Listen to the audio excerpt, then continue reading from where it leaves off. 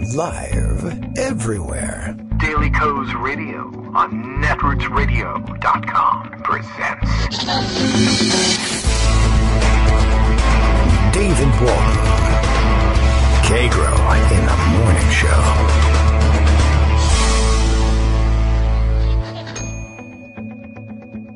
Now, here's David Waldman. Hey, good morning, everybody. How are you doing? It is Tuesday, June 19th, 2018, and once again, a solo show on tap for today. It is, of course, Tuesday, and we are already anxiously awaiting the return of Greg Dworkin to tomorrow's show, as scheduled, as always, but we miss him when he's not here because there's so much to round up, and things are so crazy, and the timeline is turning darker, and you can't miss a day these days and not miss out on, let's say, a world of twists and turns in the stories. Daily Co's Radio is live now, though. Bill reminds us all the way from Portland, Maine. Trump's Nazis want you to forget about what they're doing to children in your name. And Kagro X, that's me, hi, is here to thwart their evil scheme with a D-Day invasion of truth. I only wish I were able to establish even a beachhead today, and who knows what lies ahead.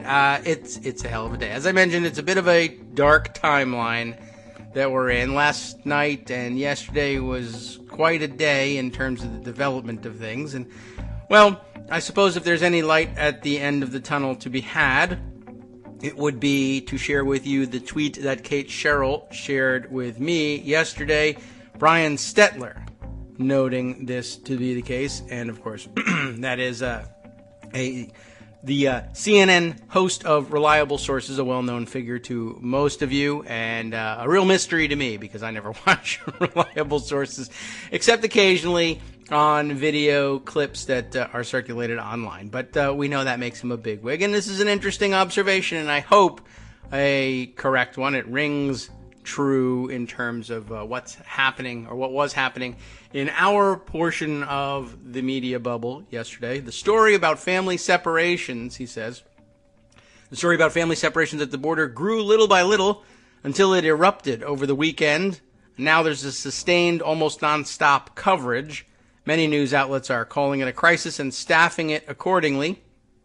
And I think that is largely true. And I hope that it's become something of a turning point in this story. I think that's easy to imagine.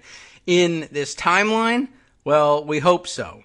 Not certain whether we can declare that to be the case or not, but we really have gotten to a critical moment, at least one that we were avoiding before.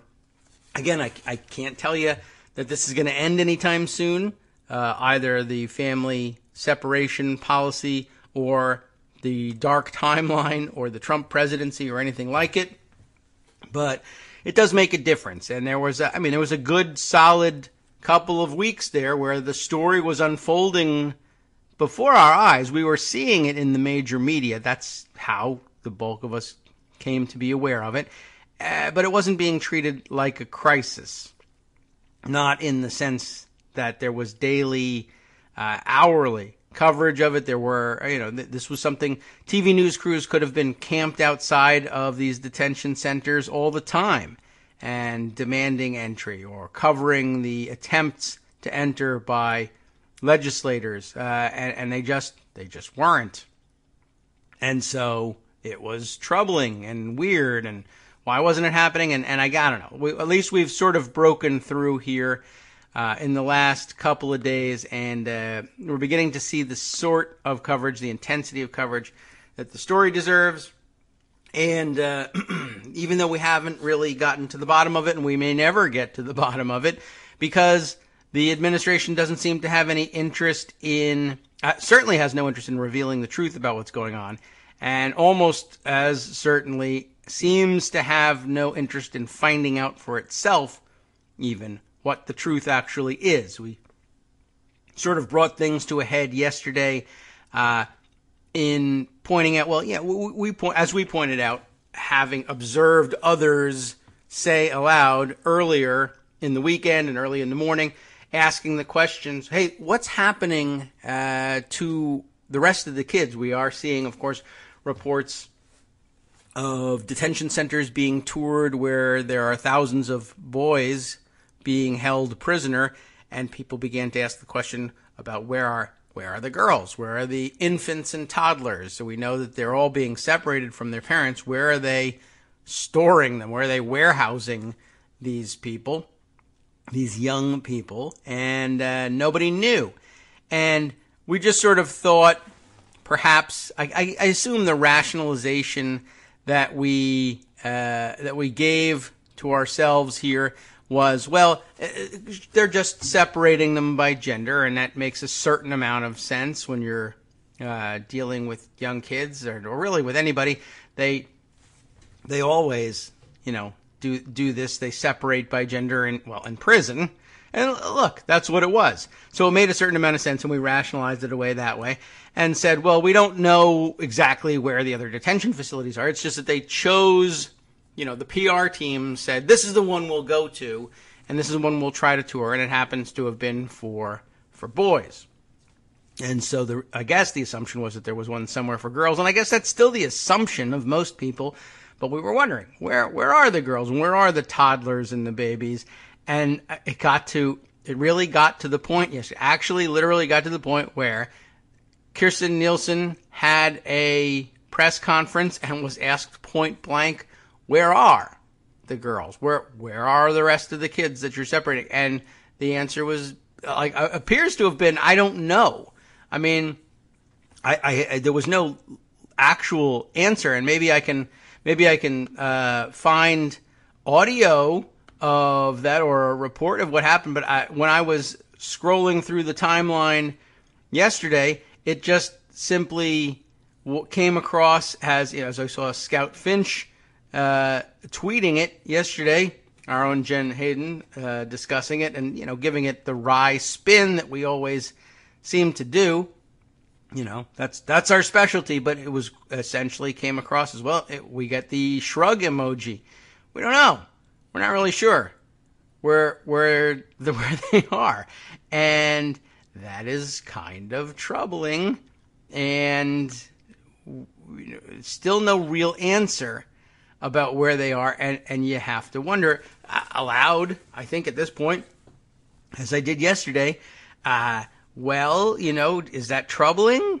Not only that you don't know where the kids are, and this is how the whole outrage phase of this story finally started in the first place. Where are these missing kids? And then we were corrected, of course. Well, they're not missing. You see, what really happened was blah, blah, blah. And we weren't even being corrected by the administration. We were being corrected by immigration advocates on ostensibly on our own side, and I think they are, but I say ostensibly only because I don't know if there are really sides to this thing. You know what I'm saying? It's not that I doubt their dedication to the same things to which we're dedicated, but rather that I doubt very much whether this is a story with two sides to it. But we may have misunderstood exactly what had happened in the description of having lost track of the whereabouts of some of these kids, or not. It might even be arguable that we hadn't lost track, but that we never kept track, and that it was intentional that we never kept track. But now it's sort of developed into, we don't even know what we're doing with people that we're taking into custody, much less what happens to them after they're released from custody. And, as crazy as it sounds to start asking questions like, are you trafficking in the kids that you are somehow separating from your parents, or is it just the girls, or where are they? Okay, well, now you're just getting ahead of yourself. You're an alarmist. You're making up stories. It's a conspiracy theory, all of which is, arguably true. All I'm saying is that the guy at the head of the administration has a troubling history, one, at a minimum, with respect to treating women of all ages, girls too, with at least, we'll say, appropriate respect. Two, actually, he's kind of guilty of serial sexual assault against them. Three, it's not entirely clear that he divides them as between those of legal age for his predations and those not. nobody is, of course. There's no point at which you become legally molestable. That's supposed to be sort of something against which you're protected at any age. What I mean, of course, is were he pursuing them in a socially acceptable manner, some of them might not necessarily meet our standards in terms of the age differential we like to say we're comfortable with as between 70-something-year-old men and, teenagers, let's say.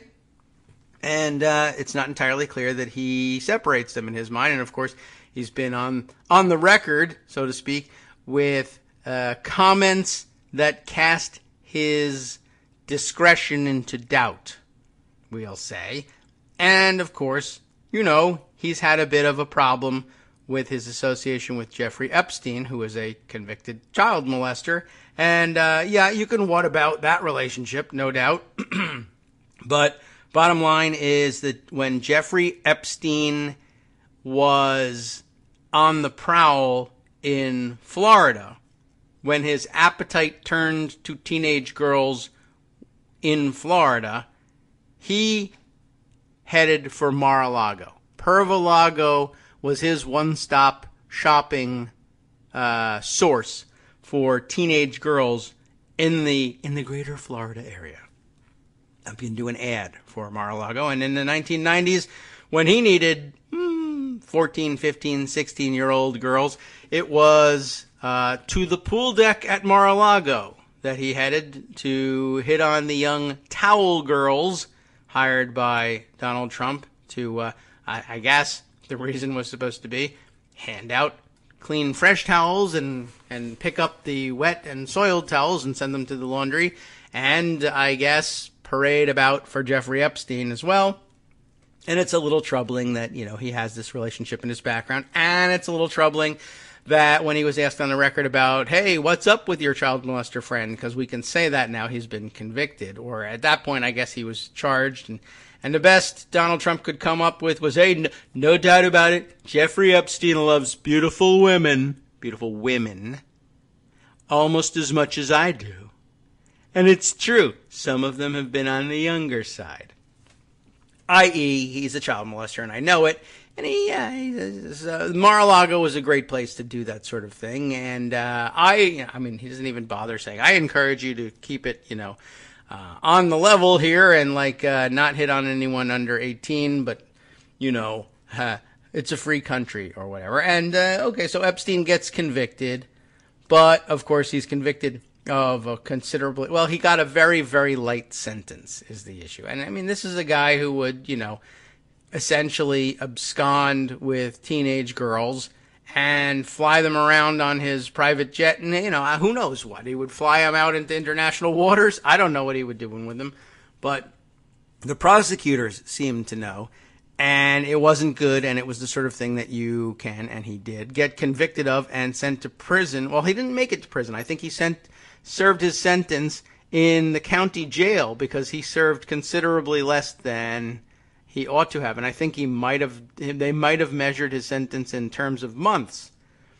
And if you were wondering, for instance, wow, why didn't somebody do something about that? Whatever happened to that? What kind of prosecutor would make that deal and send a Dr. Evil level child predator to county lockup when they have him dead to rights for a term of months? And the answer is, he was some doofus local attorney. I may have been a federal U.S. attorney even. What was his record? I'll have to look it up. I can tell you because we know who the prosecutor was, and we know who the prosecutor was because he's now in Donald Trump's cabinet. It's Alexander Acosta, Secretary of Labor. And, it's hard to construct in your mind the scenario in which Donald Trump says, who I really need to, give a reward to. It's the guy who let my friend Jeffrey Epstein off the hook, essentially, on his child molestation charges down in Florida. And the thing to do with that guy is to make him Secretary of Labor. I don't even see how that particular jigsaw comes together. But, I mean, unless it was, it could be as stupid as this guy needs to get a chit here. He's done a service for a pal, and we need to do something with him. And what do you got? And Donald Trump is like, I don't know. I don't have a labor secretary yet. Apparently I'm supposed to have a secretary of labor. I don't know what you do, but, it's worth $175,000, $180,000 or something like that, and you get an office. And I guess a decorating budget, we now find out, for most of these secretaries as well. Do you want that? And he said, yeah, all right, I'll take that. That sounds pretty good. And I don't know. There you go. That's how it happened. He's not a dummy by most measures. He went to Harvard, as a matter of fact, and Harvard Law School as well. However, I think, we should probably point out that there are a couple of Harvard Law School dingbats running around, and some of them are actually right here in the current administration.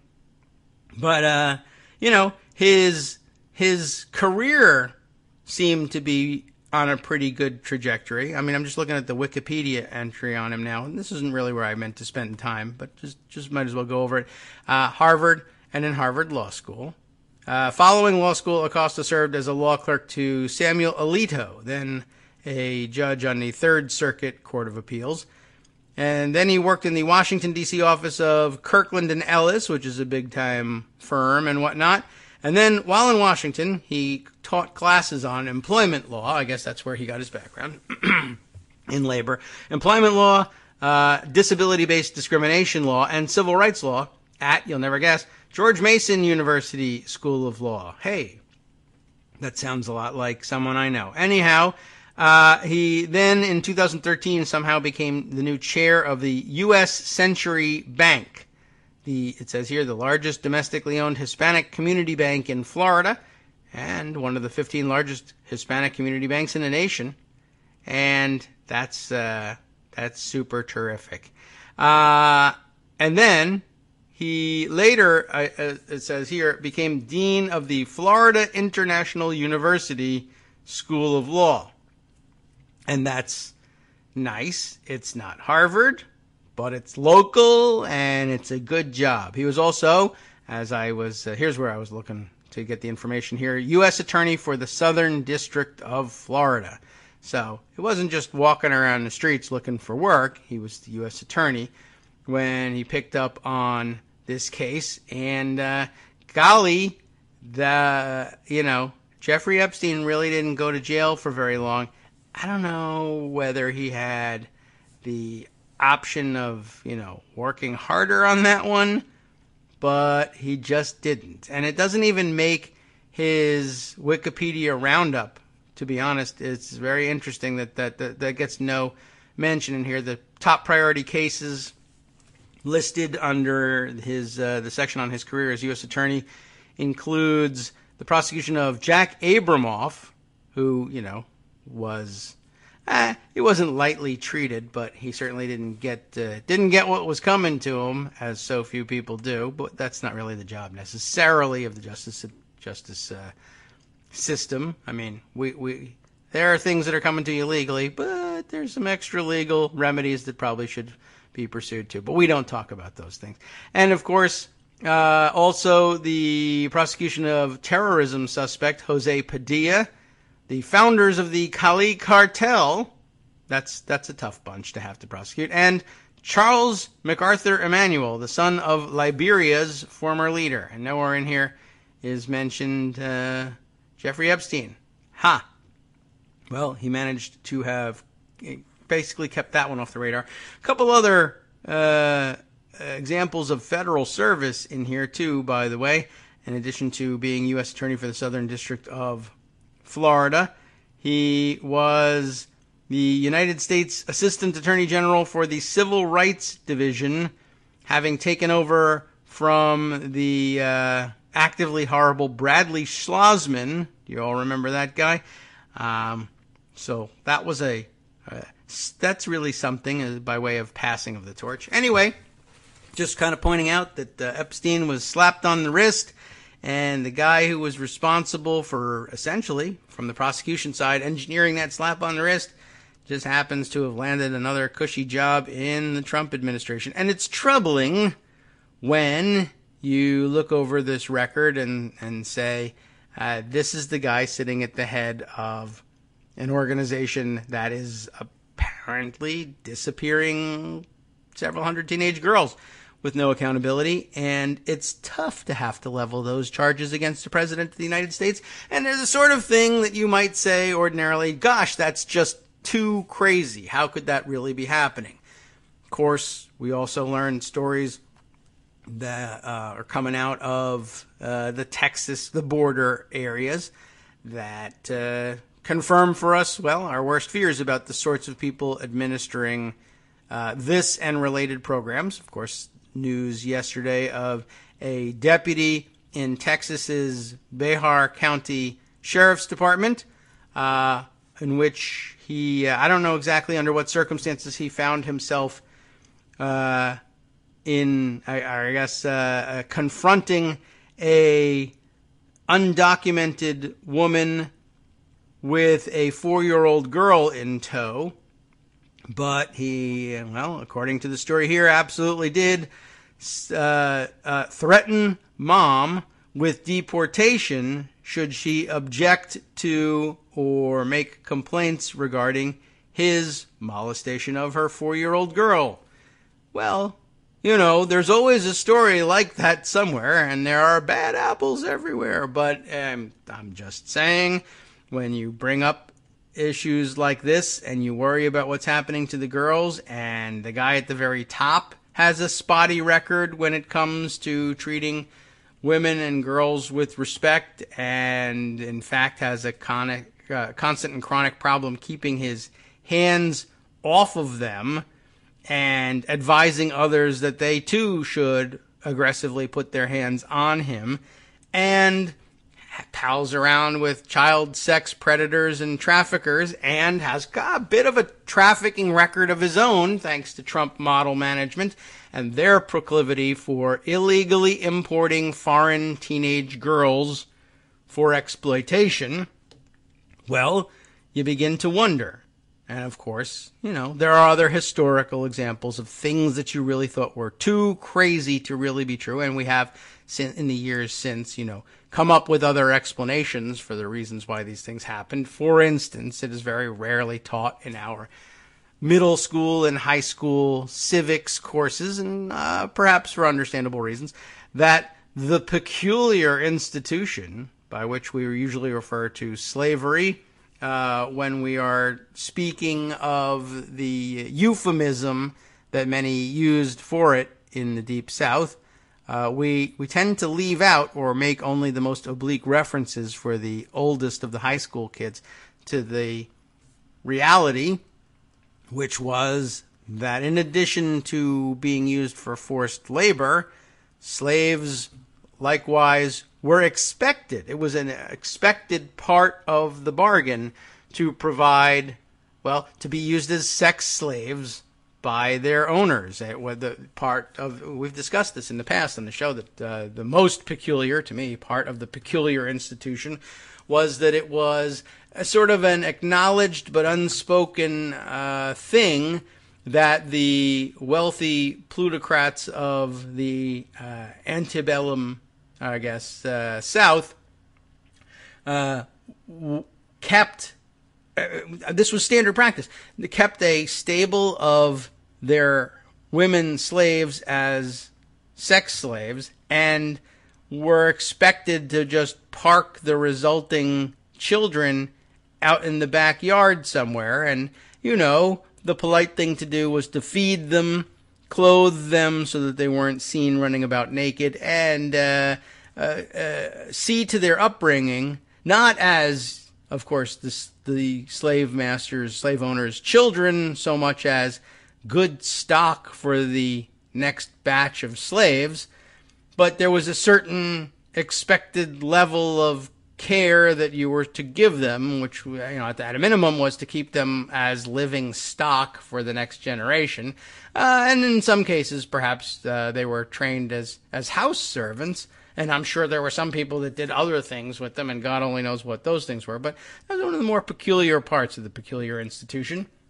I only bring that up because, as difficult as it is to believe, come on, really, seriously, they would do this with migrant girls. They would just blatantly be trafficking in them and lying about it the whole time. I will just say that the South fought an entire war in which, do I remember correctly, or is this the case? I always hear this as a talking point. The more Americans, and I guess if you count Southerners in this war as Americans at the time, more Americans killed in that war than really all the rest of our wars combined.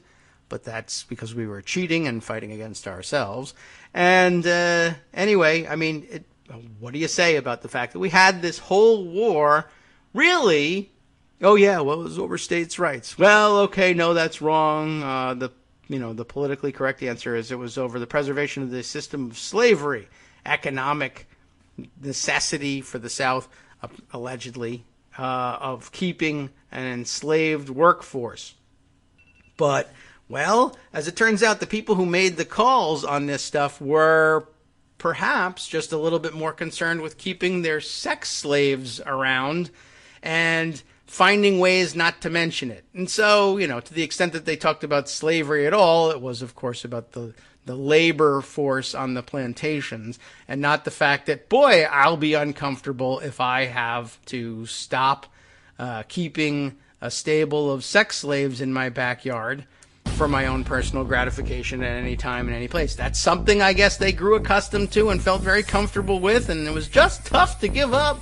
And, well, if it means sending the poor trash out there onto the battlefield to defend it, certainly I can come up with a better excuse for what I'm doing here on the plantation. It's not making money. No one's fooled by that. But we'll put on the trappings of the faux rich like Donald Trump does and continue with our habits under states' rights banner. Hi, everybody. It's me, David. Let's change things up from the old fundraising pitch for just a minute and talk instead about how you can be a part of our show. If you've got a smartphone or any other electronic recording device, why not sit down and record a segment for us? Read us an important article and give us your take. Read one of your own original essays, or even just give us your commentary on something you'd like to share that's important to you. Then send the file to me at kagrox@gmail.com, and I'll try and work it into the show. Short segments, a few minutes in length, are easiest to fit in. And of course, I can't always guarantee that I'll be able to play everything, but if you've ever shouted at your radio or TV about something you wish was being covered, here's your chance to change that. Make the show your own. Send your submissions to me at kagrox@gmail.com.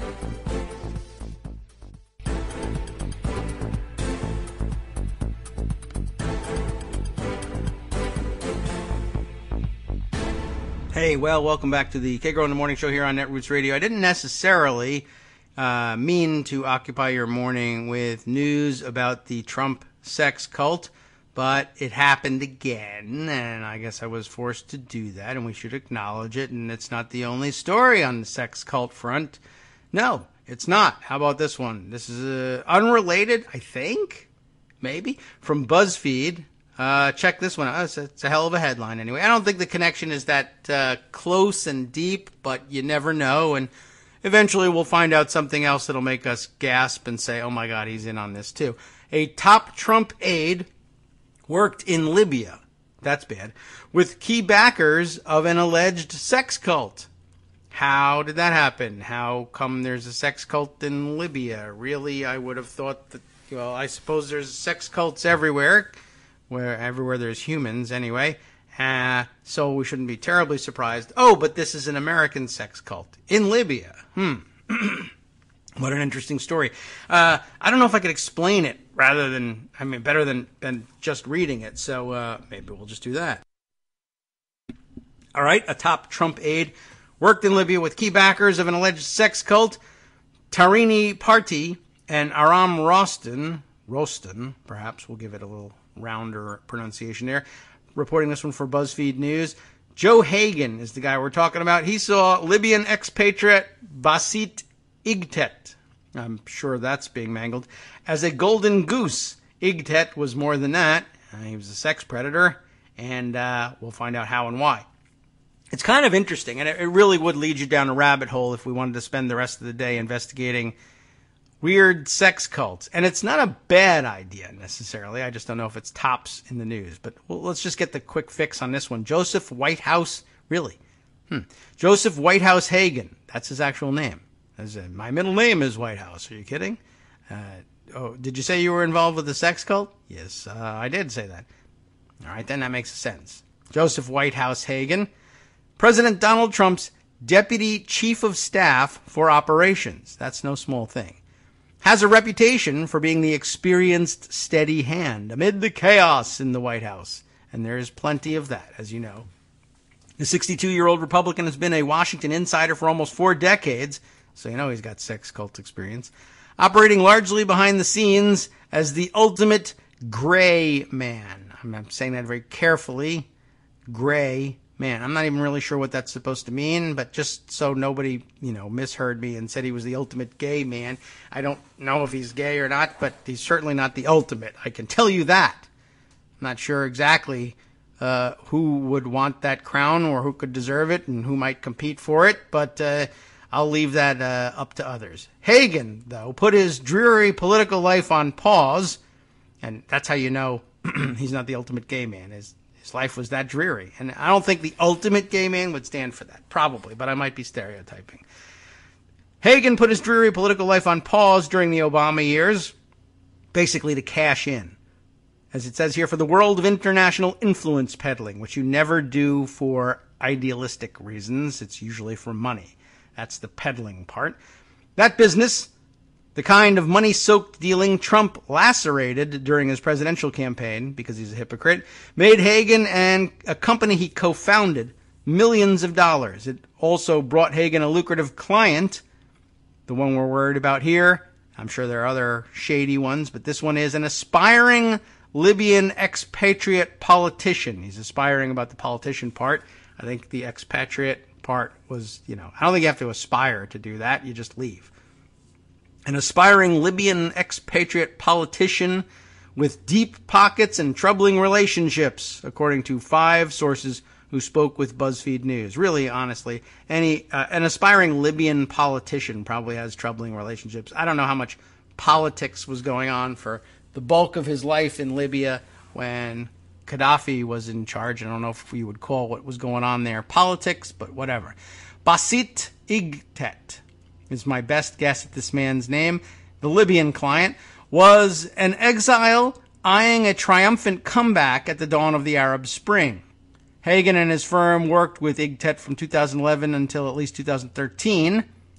First, Hagen would help him build support for the rebel government that toppled Muammar al-Gaddafi, and he and his colleagues would run an international treasure hunt.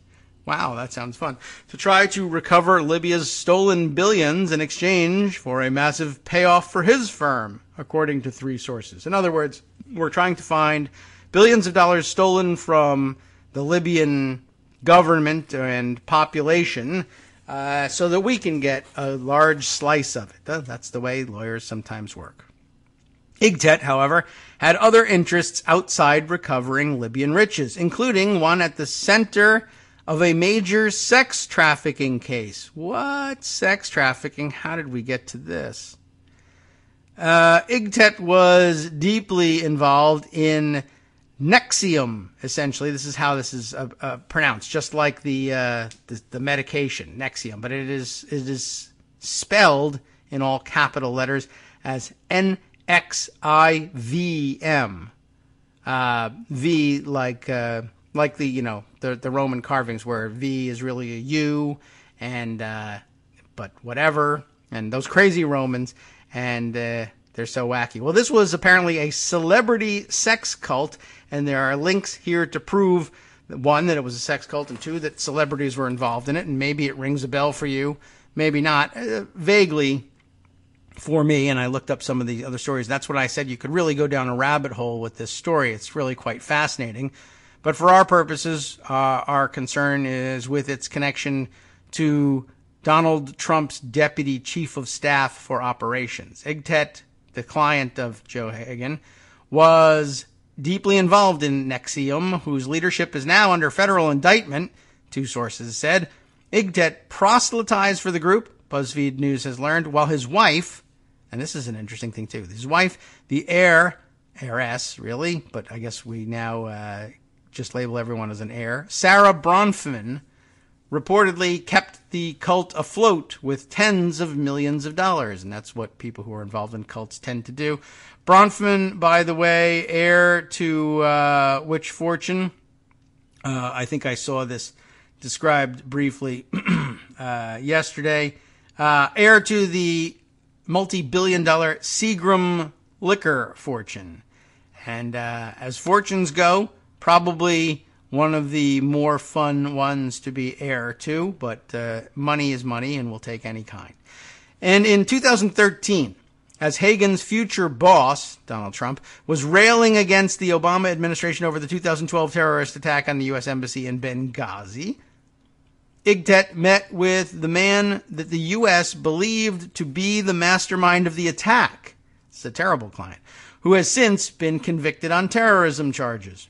But Hagen's firm, seeing the chance to reap millions, viewed Igtet as a golden goose and continued to work with the couple even as their associations with NXIVM became increasingly public. Who are your clients? I got a Libyan expatriate aspiring politician who is on apparently good enough terms to meet with the person who did Benghazi, as we like to say, and his wife, the sex cult financier. Wow.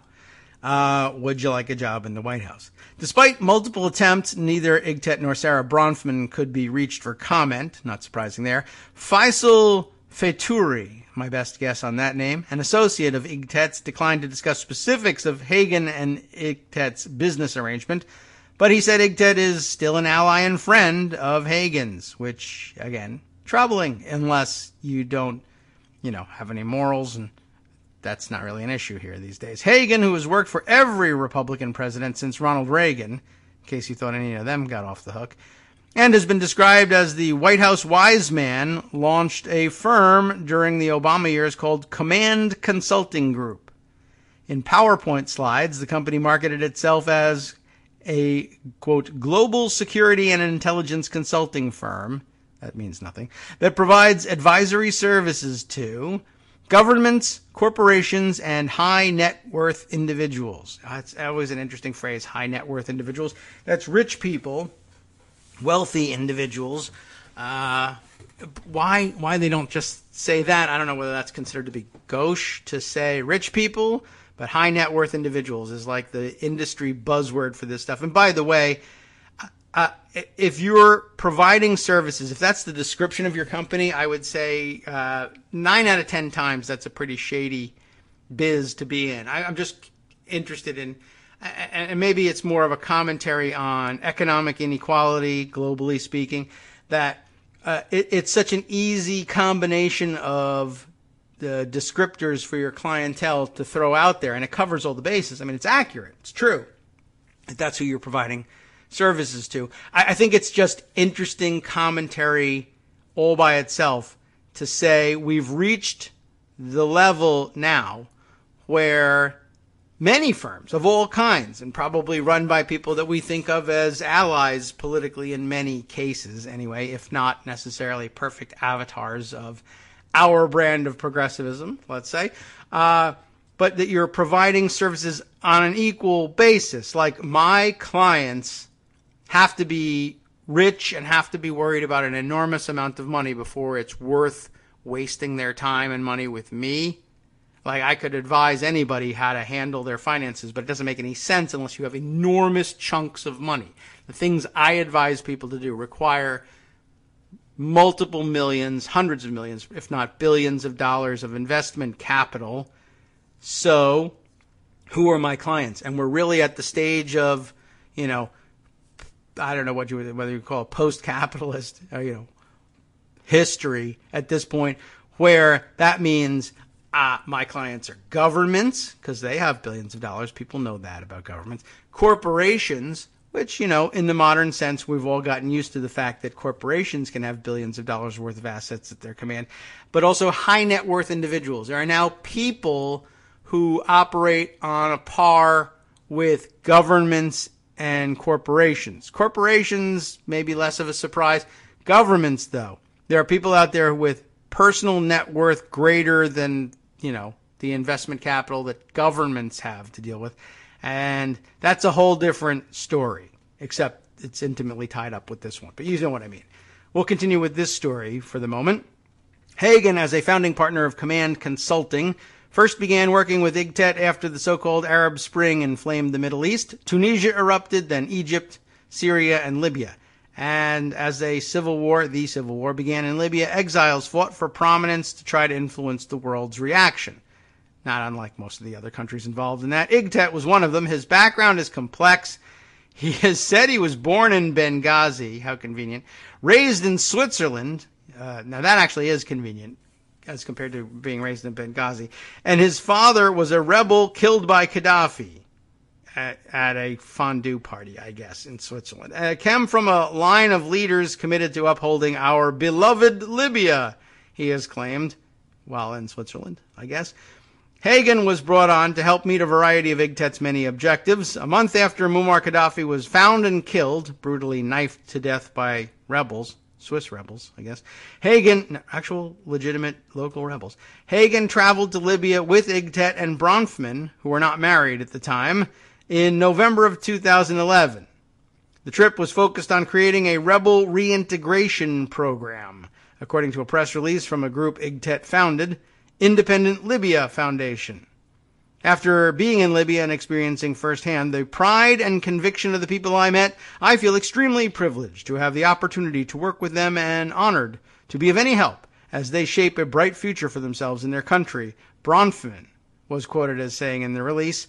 The same release described their work as vital preliminary steps to stabilize the country following their recent victory against the Gaddafi regime. And I'm sure that the locals there in Libya were thrilled to death to have Bronfman, Sarah Bronfman was her name, flying in with millions of dollars and saying, I'm going to help you Libyans do all this stuff. I brought this exile husband to be, I guess, of mine, direct from Switzerland to take care of business here in the North African desert.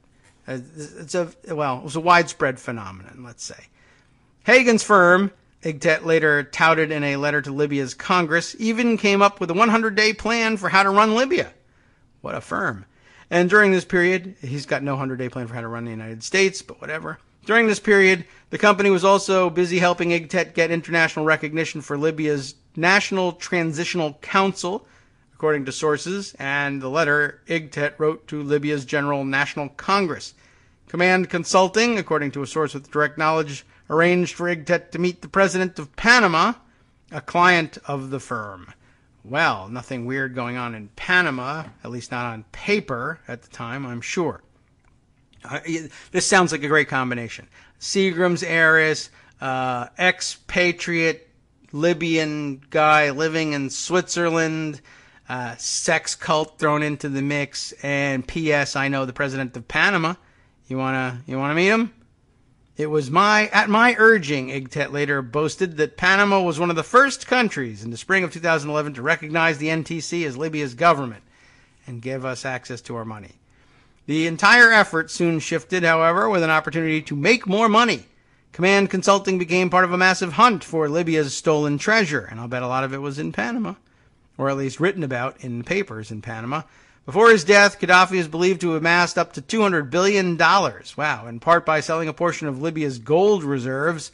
In May of 2012, Hagen's firm signed a contract to conduct a comprehensive global effort to find and freeze assets stolen by the former Gaddafi regime and, well, he says repatriate them back to the Libyan people. I say steal them again. Command would earn a finder's fee of 4%, according to sources and documents. The firm would function as an elite international collection agency. Boy, that puts a nice spin on things. Anyway, financing was provided by Basit, and off they went, said a source familiar with the arrangement. According to three sources and a published report, Hagen's firm hired former government agents for the job. They would later claim in one document seen by BuzzFeed News that they had located from $20 to $50 billion in Libyan assets and expected to make anywhere from $1 to $5 billion for itself off of the scheme. It's unclear exactly how much they were able to recover and the commission the firm made from it, if any, but one source familiar with the arrangement said IGTET put roughly $10 million into the collection effort. From the beginning, they always looked at Igtet as, this guy is bizarre, but he's an important client, said the source familiar with the arrangement. They made a lot of money off him. Command declined to comment on the nature of its work or its clients. A source familiar with the firm's work in Libya said Hagen was directly involved with Igtet through the end of 2011, and although he was still a partner at the firm and was involved with and profited from Igtet's business, the source said a subsidiary of Command took the lead on the asset recovery operation in Libya.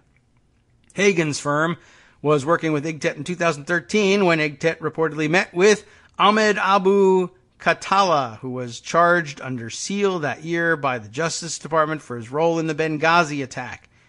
A source close to Igtet told BuzzFeed the meeting did take place. A White House official said Hagen was not aware of any of the meetings Igtet had with Abu Khattala. During his White House bid, Trump went on repeatedly to use the Benghazi attack against Clinton, who served as Secretary of State in 2012. You know all about the way that went down. Igtet, who was mounting a run for prime minister in Libya, spoke about Abu Khattala in an interview in early 2014. We are Libyans. This is our country. And if someone has done something wrong here, they have to be judged in this country, he told Foreign Policy. Abu Khattala told me he is sure of his innocence. Abu Khattala was captured by U.S. commandos and sent to the U.S. in 2014. Convicted here on terrorism charges last year, but acquitted of murder. Dana Bounty, who was briefly Trump's acting attorney general and was acting assistant attorney general when Abu Khattala was convicted, celebrated his conviction as a critical step toward getting justice for the victims of the Benghazi attack. Source familiar with Command's operations said that by 2013, when Igtet's meeting with Abu Khattala occurred, Igtet was just a passive investor in the firm's work in Libya. Just interesting to note.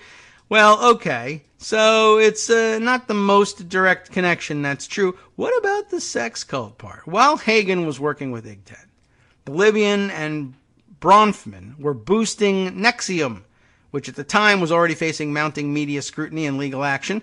A Vanity Fair article in 2010, way back then, titled The Heiress and the Cult, brought national attention to Sarah Bronfman's involvement with the group, with the New York Post following up that same year with reporting that Sarah's father, Edgar Bronfman, was considering suing to stop her and her sister from funding the group. Stop giving away all my money to the sex cult. In February of 2012, after Hagen was already working with Igtet, a newspaper in Albany described the sexual practices affiliated with Nexium. I don't know how much of this I can tell you about. Let's see. Reporting that Keith Raniere, I don't know how he pronounces that, Raniere, Keith Raniere, the cult's founder, told a woman that having a threesome with him would cure the pain of childhood molestation. It's an interesting theory. And that doing business with him meant sleeping with him. Wink, wink, that is a creative euphemism. The newspaper described multiple cases of sexual abuse, alleged, sexual abuse. Bronfman and Igtet were reported to be engaged by that March. How interesting. A source said Igtet tried to get him to join Nexium around that time. Frank Parlato, former publicist for Nexium, it's a sex cult with a publicist, interesting, who became a whistleblower, that's the problem with those guys, and first exposed that women within the organization were being branded, said Raniere reinforced Igtet's political ambitions. I'm sure he thought, if you can get somebody who's even peripherally involved in a sex cult into possession of $20 to $50 billion worth of Libyan gold, that can only be a good thing, right? Basit went through a transformation and became a student of Raniere's too, Parlato said. Raniere began to coach him that he could be the next leader of Libya. I'm just throwing it out there that somewhere where there was an intersection of public policy and money at levels high enough to make this more than a passing fancy, there was a sex cult leader who said, I might be able to install, as president or prime minister or what have you, a sex cult adherent as leader of a relatively oil-rich Arab nation, like a whole country. who would be loyal to me, and also, we'd have the sex thing between us as well. Not just a cult where you give me money, but also we all have lots of sex. What a terrific combination that would be. Rainier began to coach him that he could be the next leader of Libya, Parlato said, based on his conversations with members of the organization at the time. In January of 2013, Hagen was one of only about a dozen people invited by Igtet and Bronfman to an intensive week about human potential, also a good euphemism, in a ski resort in the small village in the French Alps, the French name of which is probably beyond my pronunciation, Megève, M-E-G-E-V-E, with the accent, the backward accent mark over that middle E there. You tell me how that's pronounced. It's in the French Alps. It's a ski resort where all the Libyans are. Bedouins love skiing. That's just the way it is. Are they Bedouin there? I think so. I don't know. Anyway, Hagen acknowledged the invitation to BuzzFeed News, but said he did not attend. I have nothing to do with the group, I would say, if I were him. NXIVM has frequently used the phrase human potential for events based on reports about the organization's other gatherings. Like you and I, as humans, could potentially get into a situation where I brand you and brainwash you into having sex with me. That's, it covers things, right? The intensive week that Hagen was invited to by Bronfman and Igtet was slated to be led by Nancy Salzman, according to the invitation. Salzman is the president of NXIVM and was Rainier's first student. She is known as prefect to other members in the organization.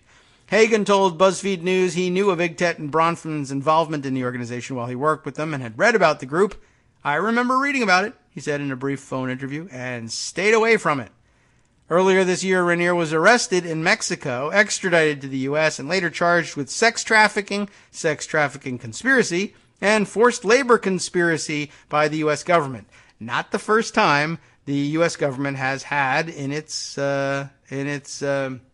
custody people guilty of forced labor conspiracy and sex trafficking.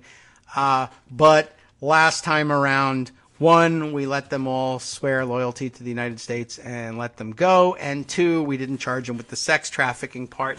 And I wonder whether that was just like gentility at work or whether it was like, of course they're having sex with their slaves. That's what you do with them. That's what people thought at the time. And so wouldn't have been terribly surprising. Anyway, he has pleaded not guilty, in case you were wondering. Attached to the arrest warrant was a complaint that detailed how Rainier had managed a group of 15 to 20 rotating women. It's a rotating group. The women themselves, well, I don't know. Maybe they were rotating. I don't really know how they did things there. But it's poor sentence construction either way. Maintained a group of 15 to 20 rotating women with whom he maintained sexual relationships, is what I was going to say. Like I said, that could have involved rotating. Why not? The criminal complaint, I'm really ill now. The criminal complaint alleged that a secret society developed within NXIVM divided into slaves and masters. What a curious set of terms.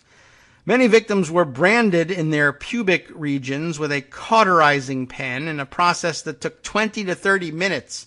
Thank you, I'll skip that. The complaint went on to detail Rainier was denied bail and is in a federal jail in Brooklyn. Hey, Brooklyn, that's very trendy, so he's lucky in that sense. Neither Sarah Bronfman nor Igtet has been charged with any wrongdoing, and neither is named in the complaint.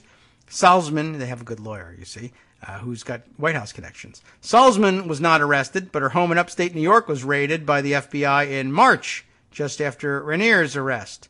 And just prior to Michael Cohen's, too, but who's counting? Federal agents also seized more than $500,000 in cash, some of which was in shoe boxes. It's a good place for it. Salzman did not respond to a request for comment. Not surprising. Parlato said he wasn't surprised that Hagen received an invitation to a Salzman-led seminar known as Intensive. Those within Rainier's inner circle required anyone whom they had financial dealings with to attend one, he said. But, he didn't. They were very insistent on that, Parlato said. It was a litmus test. If they were going to turn money over to you guys, you had to take an intensive. That's some kind of euphemism there. But somehow Hagen managed to get their money, but totally avoid the whole thing. Igtet and Sarah Bronfman more recently started a new hospitality chain in Europe. In other words, hotels and resorts. I don't know anyone who I suspect of involvement in sex cult activities who really likes to get into hotels and hospitality, particularly in Europe. Can't think of anyone. Hagen gave up his stake in Command Consulting when he joined the Trump administration. He divested. All right, sure. But he continued to earn $96,000 from the firm in the past year, according to his most recent financial disclosures, if they're correct. In recent weeks, he has played a key role in organizing Trump's meetings with North Korean leader Kim Jong-un, who probably would like to get into one of these cults. But Hagen is reportedly considering leaving the White House, with his eyes set on a different position in the administration, Deputy Director of the CIA. And by golly, it now occurs to me that at one point in the not too distant past, did Greg not bring this guy's name up as like one of the adult people, who was going to leave the White House now that he had arranged the Kim Jong-un meeting, and he wanted we thought that the motive was quick, skip town before this thing goes to hell, and I can be blamed for it. And but then in fact I think this is the very guy, and I'll have to check during the break, assuming we take our break, because my computer is taking its sweet time bringing up the screen so that I can play the outro music, and it's just not happening. And by God, we really need to find a way to fix this. It is unacceptable. The music's coming, though, I promise. There it is, and I'm going to have to take a cut out of here sooner than the music would suggest. The time for the break is hard set. We'll be back in a minute or so, and there'll be plenty of more music after this. We'll be right back.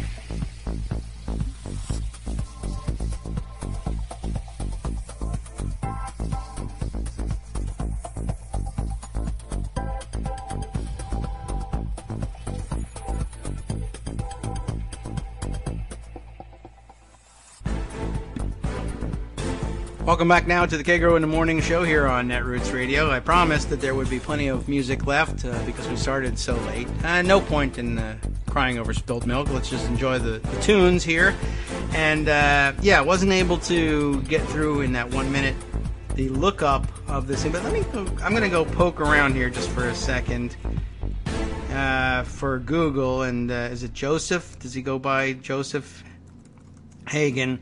And I know he was in the news recently. Yeah, there we are. And as a matter of fact, I figured if I looked at him in Google, one of the links that came up, at least for recent news reports that mention him, would be in that purplish font that indicates that it is a link I have clicked on in the past. And I bet this is the story that Greg brought us, and I think I'd recognize it. Yeah, I'll even recognize the photo when it opened up. Joseph Hagen, point person on Korea summit, plans to leave the White House soon. I remember when he brought this story up, and you know what? It didn't say anything about him consulting with a Libyan expatriate who met with the guy who did Benghazi, and also being involved with a Seagram's liquor fortune heiress who was funding an international secretive weirdo sex cult. I wonder how that got left out. Just one of those curious angles on everything, and why not? I'm glad we shared the story. It's always worth reminding people that, a lot of very weird people somehow frequently find themselves in a position to do things like this, and they're all shady characters. And you know what, though? He was probably touted at one point as one of the moderate Libyans who we hoped would take over the government, and not just because he could get us all laid every time we were in Libya, but because he could send us, gold bricks, and everyone loves having a couple of those around, even though they're very heavy. Okay. I just thought that was an interesting story and, worth throwing in the mix now that we're not really certain what happened to a couple hundred very vulnerable migrant girls taken into custody by the administration headed by a sex cultist himself. And as I was discussing yesterday, as I was watching pictures of the horrible, racist Nazi Stephen Miller flashing across our screen with his balding head and, dark sunglasses and callow looks, just sort of, speculating like, hey, who bet this one in the pool? Who thought you'd eventually be asking this guy where hundreds of kidnapped girls went to? I guess if I had really thought about it, I might have picked him in the pool too. And by the way, since we're talking about African terrorist organizations like Gaddafi's, we might as well throw out there that the last time I remember asking what happened to a couple hundred kidnapped vulnerable teenage girls, I was asking Boko Haram what they did with them, not the President of the United States. Back when I was a kid, this was something we suspected third world terrorist organizations of, not our own presidents. But look, times change. Anyway, perhaps we shift gears over to Donald Trump. Lots of other people noticed the weird connections as well and sent me backgrounder information like this piece from September of 2016 that Max Rosenthal put together for Mother Jones. Just as a reminder, Trump profiles, the Trump files here, Donald's creepy poolside parties in Florida. Trump insisted on at least a 3-to-2 ratio of women to men at his bashes. And this won't strike you as a surprise, and we don't have to comb through every single bit of this story. It's actually fairly short, this one, and we probably could. But I think you get the gist pretty quickly. There's nothing Donald Trump loves more than surrounding himself with beautiful women. It doesn't really matter what the media writes, as he used to say, as long as you've got a young and beautiful piece of ass. I'm going to wind up on that one. He once told Esquire magazine, that's the President of the United States, doesn't matter what the media write as long as you've got a young and beautiful piece of ass. Yeah. Break me off. Oh, God. Anyway, where better, though, to put himself in that company than poolside at his ritzy private club. Trump's post-Ivana divorce parties, or rather I should say post-Ivana divorce parties, although I'm sure he had a divorce party as well, at his Mar-a-Lago club, we call it Perv-a-Lago, were stocked with models from Miami, some of whom probably worked eventually for Trump model management, and that's why he got into the business. Stocked with models from Miami who floated around the patio and pool, wrote the Washington Post's Michael Kranish and Mark Fisher in their new book, Trump Revealed. Ron Rice, who founded the very important, he's really an American statesman at this point, founded the Hawaiian Tropic pageants, yes, in which Trump's second wife, Marla, had competed. Imagine that, what a coincidence. Recalled to the Boston Globe how Trump would turn to him to fill out his guest lists. He'd call me up and say, I'm having a big party. Bring your girls in, Rice said. So I'd bring in a bunch of models. Sometimes he gave us rooms at Mar-a-Lago. We did things with those rooms. Trump insisted on at least a 3-to-2 ratio of women to men at his bashes, Kranish and Fisher reported. That got the approval of Roger Stone, the peddler of, among other things, conspiracy theories, and former Nixon aide who's a longtime Trump advisor, though they say they don't know each other anymore. That's so crazy. There's 100 beautiful women and 10 guys, Stone told the Post. Look, how cool are we? I mean, it was great. Acknowledged swinger, of course, by the way. I suppose you could classify that as a sort of sex cult, but, I'm sure there would be some objections to that, but that's where Roger Stone is at. At least some of the young women came because they thought it would help their careers, which is really actually sexual harassment. But hey, in 1993, Trump hosted the finals of the American Dream Calendar Girls pageant in, you'll never guess, Atlantic City, New Jersey. And a spot in the calendar meant modeling gigs and visibility, and also getting humped by Donald Trump. None of the women competing wanted to miss a chance to impress a judge like Trump, wrote the Tampa Bay Times in a profile of Trump, and everybody knows the American Dream Calendar Girls pageant.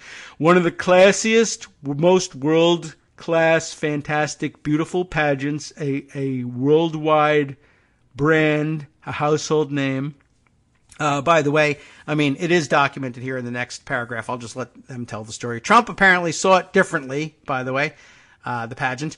What it was a way to get his friends together and bring a bunch of pretty girls with them, said George Horany, perhaps, who owned the pageant with his then wife, Jill Harth. Jill Harth, you may remember, said Trump groped her during a Mar-a-Lago party in 1993 and then kissed, fondled, and restrained her during a visit to his daughter Ivanka's bedroom. What? What would remind him about being in Ivanka's bedroom of his interest in restraining, kissing, and fondling women?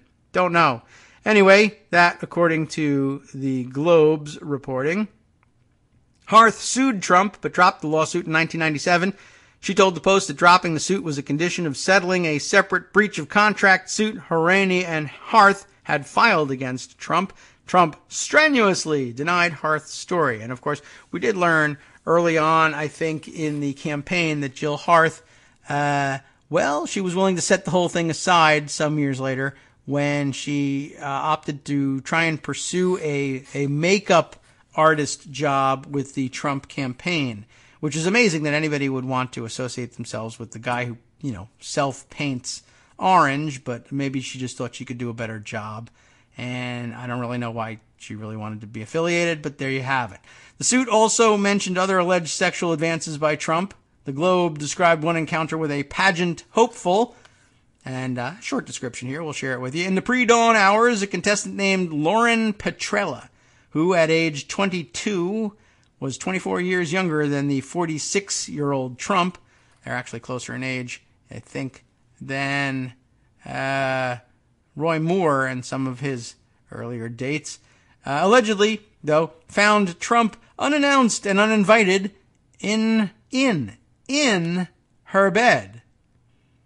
You say you don't sleep with men on the first date, he told her, according to the lawsuit filed by Harth. Well, now it's the second date, and here I am. What a guy. Another Trump guest, by the way, they mention right here in this Mother Jones piece, was Jeffrey Epstein. How did he get in my show again? The billionaire accused of raping numerous underage girls. That was one of his best buddies, Horany told the Times. And of course, that's easy to imagine, isn't it? He threw a party one night just because of Epstein. And how do you suppose he stocked that party?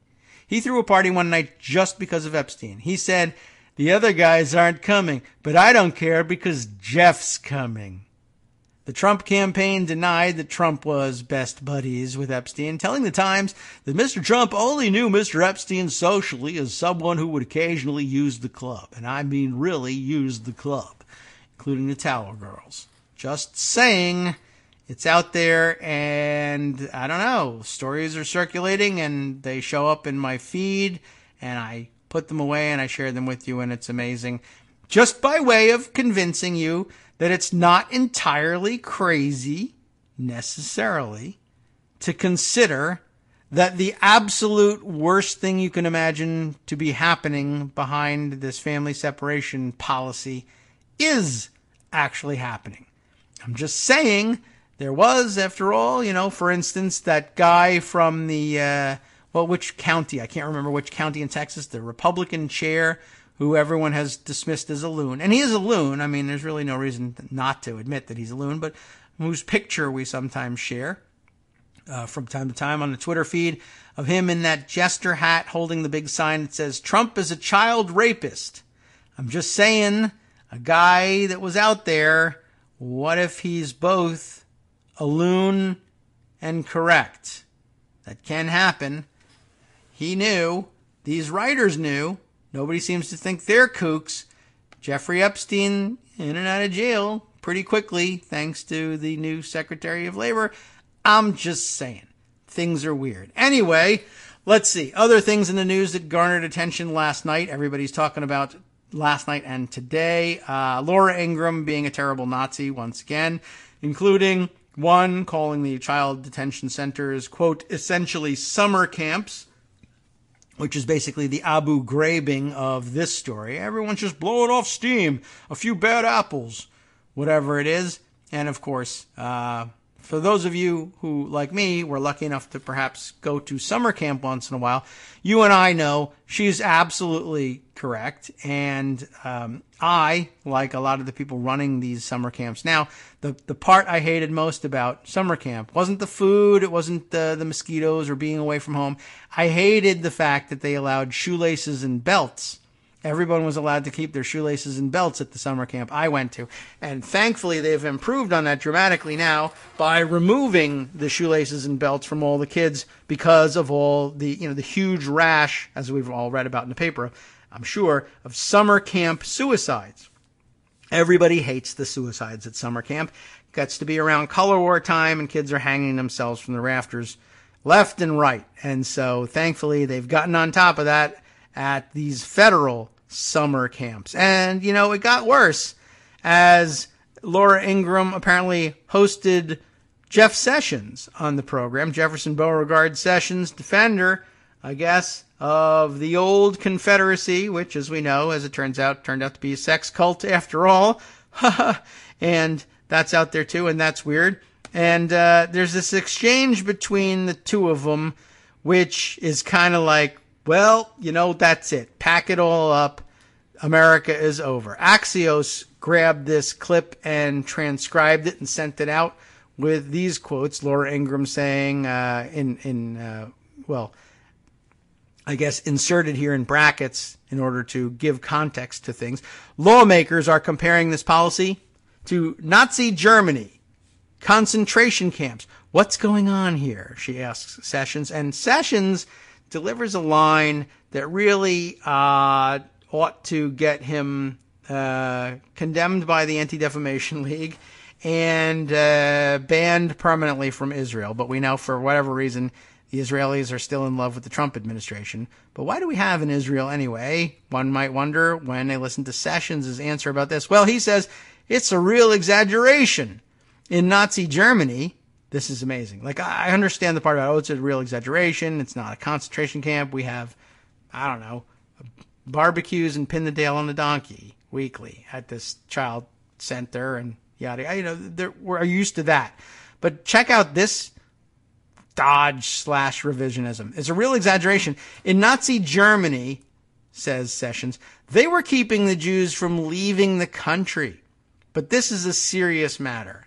That is, they were keeping the Jews from leaving the country. That was, like, I don't even know whether that's supposed to mean, like, well, our concentration camps are for keeping people from entering the country, and their concentration camps were to keep people from exiting the country, which wouldn't really be particularly helpful in explaining away what's going on in our country, but also has, I'm sure you've noticed, the compounding problem of that's not really what the concentration camps were about. And it wasn't like, well, we just don't want our fun and friendly Jews to leave. They all want to leave, and we want to have them around because we love Jews. And sometimes we've had to lock them up and force them to do labor until they died. And then if they didn't do us the courtesy of dying on their own, we would kill them.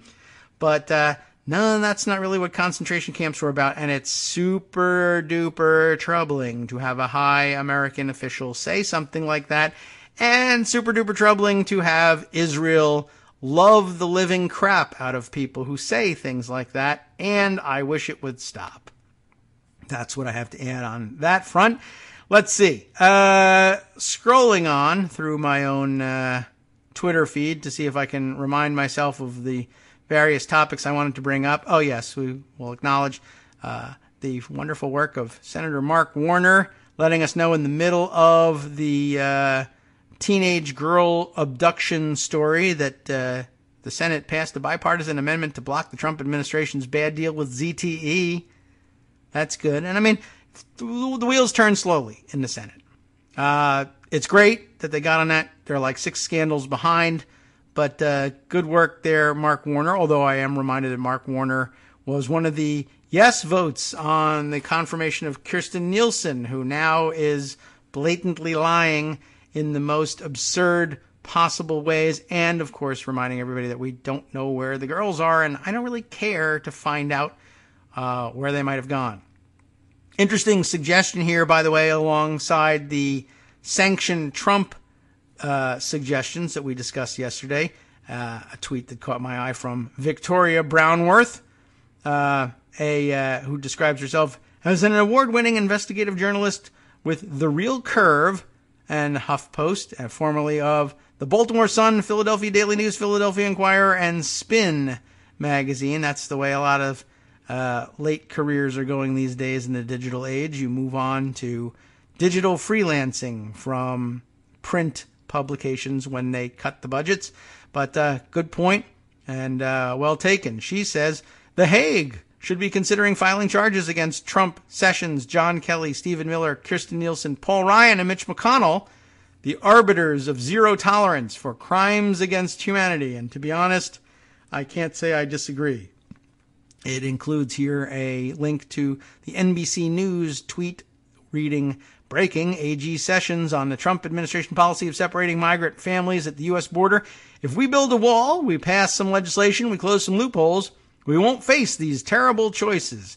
And I guess also probably should be pointed out here, as people were tweeting yesterday, I'd have to scroll around to see if I can find the correct credit for this one, but people correctly pointing out that seeking asylum, and this is what we're dealing with right now, in large part the people appearing at the border and then being apprehended and separated from their children were seeking asylum from persecution and threat of death in their home countries.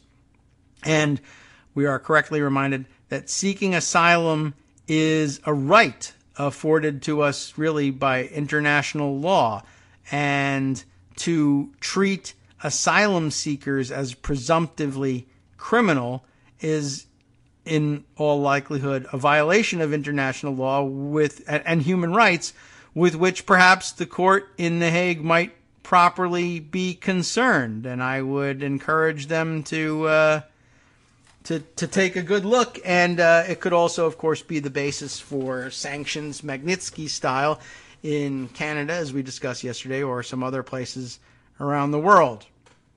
I'm just saying they ought to take a good look at it. Let's see. Here we are. Benji Sarlin was the one who tweeted that one. Asylum is a legal right.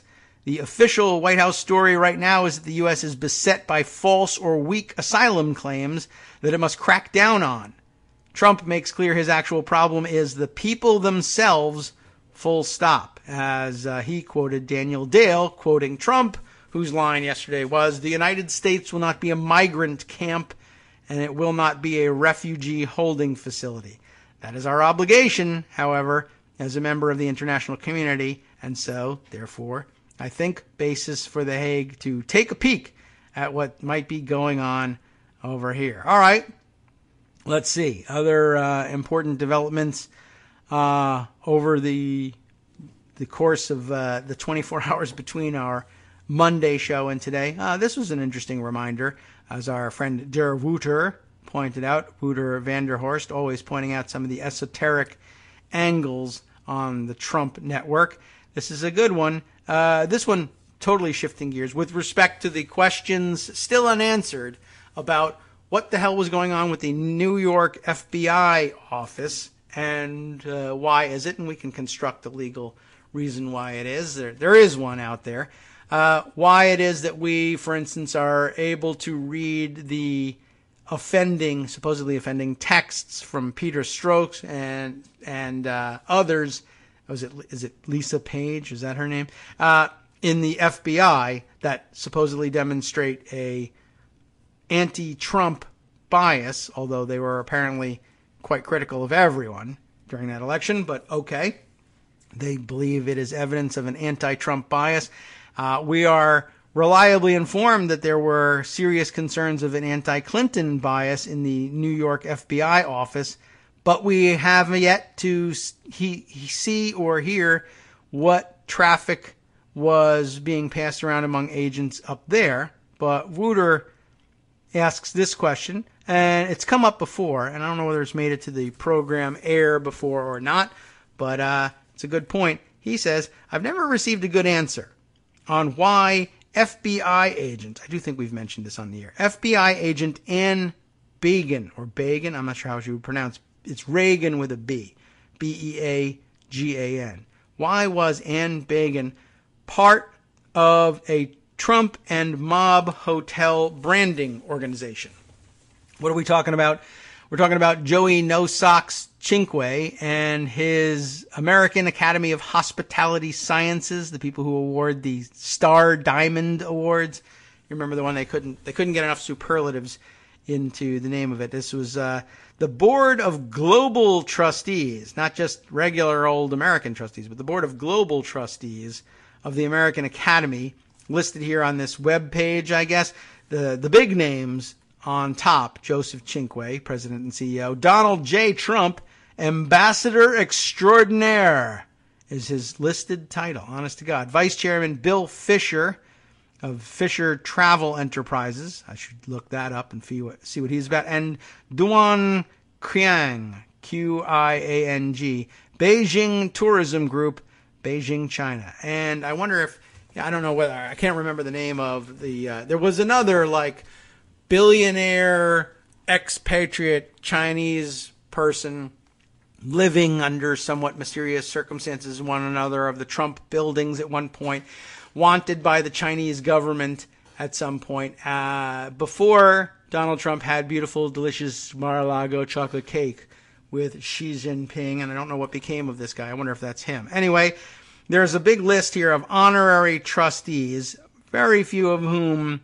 probably ring any bells if we read their names, but it would make for interesting research one day, except the one person that Wooter has called out here, about halfway down the list. Honorary trustees runs out, and then the actual trustees come. And there's also trustee advisors listed on this page as well. But under trustees, the second person listed, Ann C. Began, or Began, Beagan. Most people have job titles with them, as well as their location listed. She is merely listed as New York, New York, which, you know, at a glance could be, oh, it's one of those New York socialites. She doesn't have a job. She doesn't head a foundation. She's just a New York person who runs around going to parties and passing out checks. But she's not listed with any job description, maybe because it wouldn't do to list her as a FBI agent, which was apparently her job. How odd that is, that an FBI agent who wasn't working undercover, let's say, would find themselves on Joey No Socks Cinque's board of global trustees along with Donald Trump. And there isn't a really good reason. I can't think of one. And I guess Wooter's never gotten one either. Wooter also at the time tweeting to remind us that Roger Stone, though he's trying to distance himself from Donald Trump for all he's worth, and we don't know how much Donald Trump is worth, has been, as he says, virtually a Trump family member, and he includes this photo. Look who's seated behind Fred Trump. Here's Donald and Mom and Dad, and is that Sister Marilyn there maybe next to Fred? I don't know where they are. They're seated theater style somewhere. Oh, yes. It's along with the story entitled How Donald Trump's Father Once Bailed Out His Casino. So they're probably watching a show at the casino. There they are, and directly behind Fred, there's a considerably younger looking Roger Stone. How odd is that? No one would have believed it if you had only known. All right.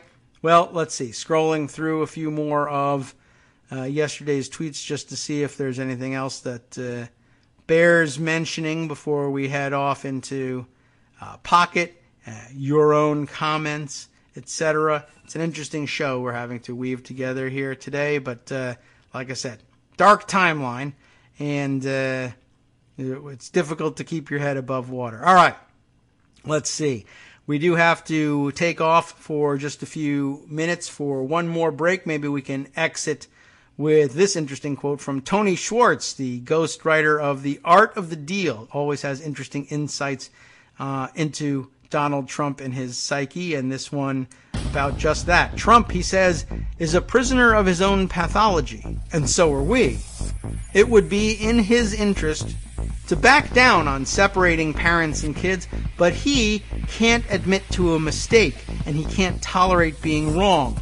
This problem we're having, this is about mental illness, not policy. Well, that does put an interesting spin on things, doesn't it? I thought very interesting, very powerful comment. We'll be back after 2 more minutes to talk about it. Hi, it's me, David Waldman, your host for Kagro in the Morning, interrupting this little break to say thanks so much to all of you who are contributing supporters of Kagro in the Morning. Thousands of you are downloading the show each day, but fewer than 1 in 25 regular listeners are donating to help keep us on the air. For the money you'd spend on a single 3-minute iTunes song, we bring you 2 hours of great news and entertainment every day, 5 days a week. Patreon.com, Patreon.com makes it easy. You can find us there by searching Kagro X or David Waldman or Kagro in the Morning or even Daily Coast Radio in their search box, and you'll be right where you need to be to make easy, recurring monthly contributions to support our show. Once again, thanks so much for your support.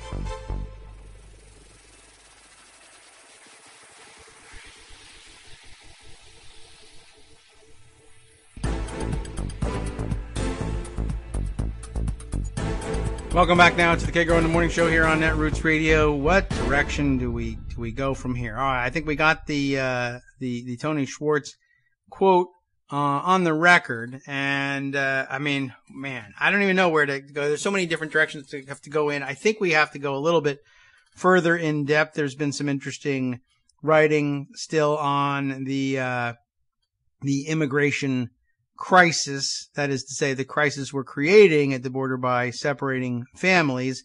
And, man, there's an awful lot. There's also, I mean, we could go in the direction of the New York FBI office story.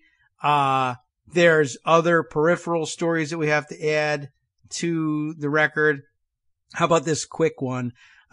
Since Greg mentioned the other day that there's pushback from the faith communities on this policy, we might as well note for the record that this includes Jeff Sessions' chosen faith community, although it's not quite as it's not as coherent and easy to categorize a group as, say, the Catholic bishops. But hundreds of members at Sessions' church, it says here in the Hill, write formal complaint over immigration policy, although it's not clear that it is the same church which he attends. It is, in fact, the United Methodist Church, which, varies, I think, from congregation to congregation and how they sometimes will approach things. But just worth noting, at least, that the story is in circulation. More than 600 members of the United Methodist Church signed on to a letter Monday condemning Attorney General Jeff Sessions for the Trump administration's policy of separating migrant parents and children at the U.S. border. They note in the letter that Sessions is a member of the Ashland Place United Methodist Church in Mobile, Alabama. Well, it's just interesting to see that they're adding their voices to a growing chorus of religious communities condemning this. It might not necessarily be worth going any further into that story when there are so many others that we could bring to your attention. Let's see. We might have to, I think at this point, we'll go with the scattershot approach of trying to get other stories on the record. There's some very interesting explainer type stories, of course, from Vox, for instance, the scary ideology behind Trump's immigration instincts. And it's very thoughtful, and it's a good article, and it explains things nicely and brings in some very good points, I think. But I think, on the other hand, you could also sum it up by saying, racism is the scary ideology behind Trump's immigration instincts. I think what makes the article interesting, though, is that they discuss the sort of mental gymnastics that this new breed of alt-right racists, the gymnastics and contortions they put themselves through in order to avoid acknowledging that they themselves are just flat-out racist. So it's interesting from that perspective. Maybe it's something we can discuss in the near future, but just by way of catching up with some other stories. How about this one? which came to my attention this morning, though it was a breaking news story yesterday. TPM covering this one, Tierney Sneed, under the headline, Judge strikes down Kobach's voter law and orders he take legal ed classes. That's right, another Harvard Law School graduate who has somehow, somewhere along the line, lost his grip on reality and needs to go take remedial legal education classes, I guess, or continuing legal education classes, as we like to call them, in order to make up for it. A federal judge on Monday ruled that Kansas's proof of citizenship voter registration requirement was a violation of the Constitution, which most of us were able to tell you about the time that he filed the suit, but these things take time to say with an official imprimatur. So, they violate the Constitution as well as the National Voter Registration Act. U.S. District Judge Julie Robinson had in previous orders temporarily blocked the requirement, which was championed by Kansas Secretary of State Chris Kobach. Robinson on Monday handed down her decision on the merits of the case, which went to trial earlier this year. Her 100-plus page opinion also knocked Kobach, who defended the law himself in court, for his history of non-compliance with this court's orders. Yes, like the use of somebody else's state-issued credit card to pay a personal fine. I wonder if that will weigh in on these things. She then imposed sanctions responsive to defendants' repeated and flagrant violations of discovery and disclosure rules, completely different rules that he violated along the way. She ordered he take 6 hours of legal ed classes. The case was a consolidation of two lawsuits, one from a college student alleging a constitutional violation and the other an ACLU challenge on behalf of individual voters, as well as the Kansas League of Women Voters that focused on the National Voter Registration Act claim.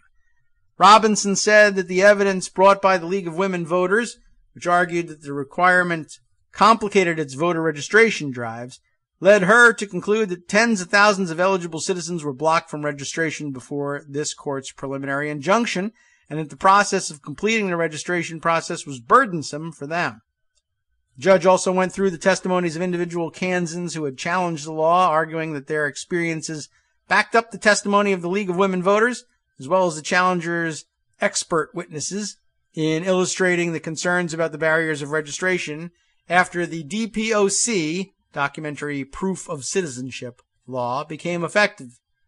Kansas had put forth a voter who had gone through a hearing process the state set up for individuals who claimed to have been unable to find any of the documents meeting the registration citizenship requirement.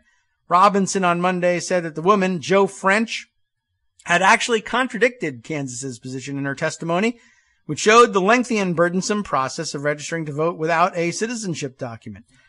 Robinson, in her decision on Monday, took into account the test previously handed down by the 10th Circuit Court of Appeals, outlining what Kansas would have to prove for the requirement to be legally permissible. Oh, I'm going to have to quiet some stupid auto-playing video as well here, just for a second. It pops up on every single page. And by the way, I've tried every sort of blocker that has ever been suggested to me, and it has only created more problems along the way. Anyway, the first part of that test, as we were discussing, was whether there was substantial number of non-citizens registering under the old system of where registrants signed an affidavit attesting to their eligibility.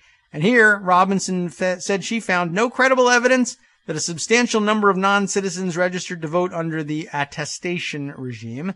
She said that analysis put forward by Kansas expert witness Hans von Spakovsky was likely based on, quote, misleading evidence, and largely based on his preconceived beliefs about this issue, which has led to his aggressive public policy advocacy, of stricter proof of citizenship laws.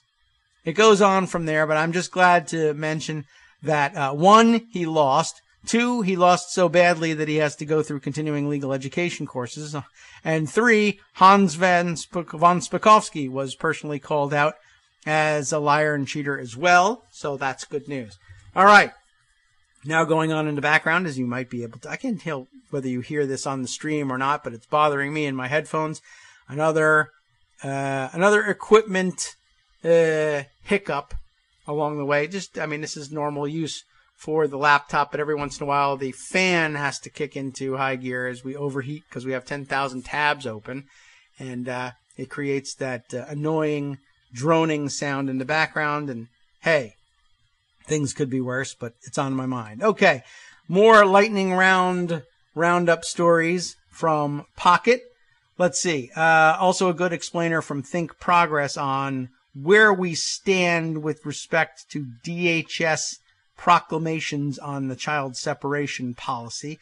Again, the sort of thing that it makes sense to comb through so that you understand things from multiple angles, but something that the flood of breaking news on other fronts requires we set aside for the time being. Likewise, McClatchy's latest report, and McClatchy's always worth stopping on, entitled Buyers Tied to Russia and Former Soviet Republics Paid $109 million in Cash for Trump Properties. It is a update, I guess I would say, perhaps on reporting about the Sunny Isles Beach area, if I remember the area correctly, down in Miami, the cluster of Trump-branded condo buildings where we've already read plenty about the various kinds of good old Russian folk who just happen to be living in these condos and paying for them in cash. But important updates and some profiles on the names of the buyers, and that is always valuable information for later. Now I got to jump to one or two other things brought to our attention in the KITM hashtag column of my tweet deck. And if I recall correctly, I could scroll down a little bit more perhaps and figure this one out, but I am fairly certain that, let's see, we've got info from Kate Sherrill. We've got information from BJ Hutch, our Montreal girl, who always brings us something interesting ahead of the curve. I mean, you all do. And, but Kate and BJ in particular have hit the nail on the head a number of times. I have to acknowledge that, well, for instance, of course, all the news about Broidy. Elliot Broidy was really put on my map here by tweets from BJ Hutch. So let's see. I've got one from her from yesterday that needs to be on the record. And I don't know, who brought me this one? I think this may have come from, well, you know what? I don't see it in the hashtag column now. It may just be that somebody else that we talk with all the time brought this up and I grabbed it. So let's see. Should we go with yeah, we better do this one. It's interesting.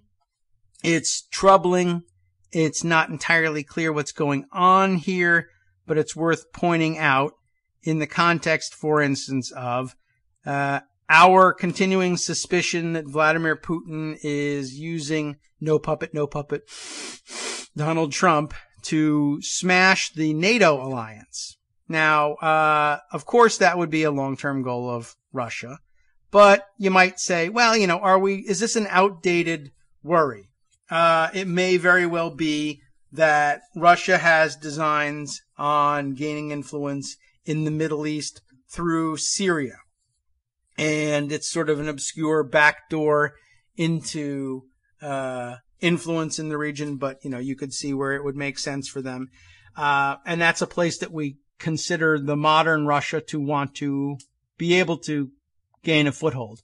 I guess if you have questions about whether or not this current iteration, modern Russia, is interested in making incursions into Europe, you might say, well, naturally they'll want to do anything they can to weaken NATO, but do they really need to smash NATO such that Russian tanks could sweep across Eastern Europe or even parts of Western Europe?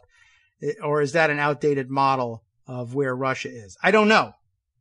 But this is a story that I would file there. Julian Borger, writing this one for The Guardian, Kaliningrad photos appear to show Russia upgrading nuclear weapons bunker. Now, I don't know how many of you are familiar with Kaliningrad or whether I'm pronouncing it correctly or not, but I wasn't particularly familiar with it, though I got familiar with it in a way, earlier than this story. That's why the headline grabbed my attention. I think I just became familiar with it just scanning maps one day. I don't remember what exactly I was looking for, but I happened to be sort of sweeping across that Baltic coast.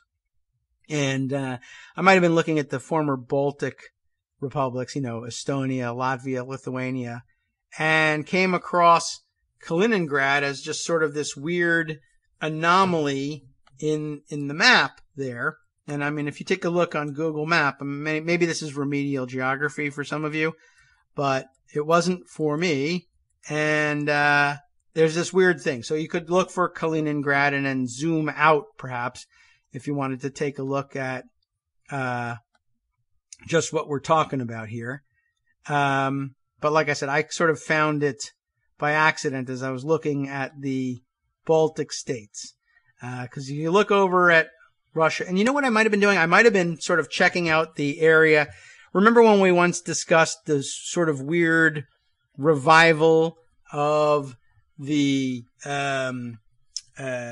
supposed ancient connections between the Russian people, or what became the Russian people, and Nordic Viking types. And, it never struck me as a particularly, as a relationship that, either was true or had any historical, reality to it. But for whatever reason, in this weird alt-right world that we find ourselves living in, the alt-right alpha male wannabes are, for whatever reason, particularly enamored of like Viking, everything. Viking mythology, Viking history, Viking, heritage.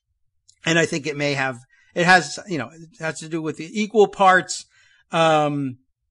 equal parts, their racist ideology. And so the Nordic blonde hair, blue eyed thing carrying over from Hitler's Aryan ideal, to this connection with Russia, which of course, in modern history has been at odds with Germany quite often.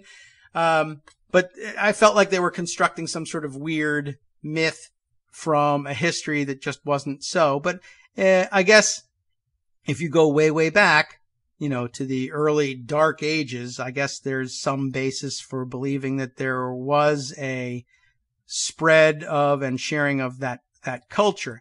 I guess if you think of, Vikings as being sort of Norwegian, perhaps Danish, Icelandic, here in this country, our connection, to the extent that there is one with Vikings, is, oh, hey, it's said that perhaps Leif Erikson and other Viking explorers might have made their way to North America. So we think about their movement west. But I think it's also quite easy to imagine, if you look at the map, and I think this is what I was doing, of Viking venturing east as well. And of course, the history, as it turns out, archaeologists are finding out that they've made their way all over the place, especially in particular, I'm sure, Danish Viking, Nordic types, of course, made their way across the North Sea and, settled in what is now the UK, and made their way down the coast and, raided along the coast of France and probably down, they probably just continued around and followed the coastline. Did they, make raids in Spain and Portugal? Apparently lots of evidence that there was Viking trade in the Mediterranean, artifacts brought back from areas that suggest that they had Mediterranean origin, brought all the way back to burial sites in the Nordic lands, including, early, Muslim origin artifacts as well. So it's kind of interesting. And then I guess maybe belies their racial purity ideas that the alt-right are clinging to, but that shouldn't surprise anybody that they were completely wrong. But I guess if they moved to the east and explored the Baltic, they would have in fact been landing in Estonia, Latvia, Lithuania area, and of course, Russia as well. and so particularly eastern Russia. So I suppose there probably was some interaction. So in sort of taking a look at the geography and saying, oh yeah, if you look at it, Estonia, for instance, right along the border of Russia and just across the water from southern Finland and across the Baltic Sea from Sweden, and it would be relatively easy to imagine their boats making their way up there. And there's Latvia too, and so, okay, and then what's this over here that I'm looking at? Okay, there's Lithuania. There's this other sort of pocket that, unless you zoom in closer, isn't labeled. You can see Estonia, Latvia, Lithuania, and then Poland, and then this little piece of land in here. What is that? I zoomed in a little bit more, and it still wasn't labeled. So I zoomed in a little bit more, and it wasn't labeled either. But I did notice that the labels of the towns in Lithuania were labeled in Roman lettering. They were as unpronounceable as everything around it, but they were in Roman lettering. And to the north and east, same in Latvia. To the north and a little further east, same in Estonia. And then as you move across the border into Russia, of course, you see both Roman and Cyrillic lettering offered for both towns. Now floating back west again, across Estonia, across Latvia, across Lithuania, not quite to Poland, where the names turn back to Roman lettering, but there's Cyrillic lettering for the towns here, this little piece of land that is still as yet unlabeled. Zoom in again, and we still don't get anything. Town names, yes. Cyrillic, yes, but nothing here that says, what is this parcel of land? So I had to look it up. That's Kaliningrad. There's the city of Kaliningrad, and then there's the larger province, I guess you might call it. I don't know what they call it. I think Oblast is what they call it in Russian. But it's this weird enclave of Russia. It is Russian territory. It's on the other side of Estonia, Lithuania, and Latvia, and in between Lithuania and Poland. In other words, it actually is a Russian stronghold in the middle of the far eastern member states of NATO now. I mean, it used to be, of course, Eastern Bloc or Warsaw Pact countries as they were in the Cold War days. But what is this thing doing there? And I guess it's just one of those places where, there was a transplanted Russian majority and they just didn't know what to do with this thing. And it was either never traditionally part of Lithuania or had been so long since it was traditionally part of Poland that they, I don't know by what, agreement they decided to leave this thing Russian territory. But there it is.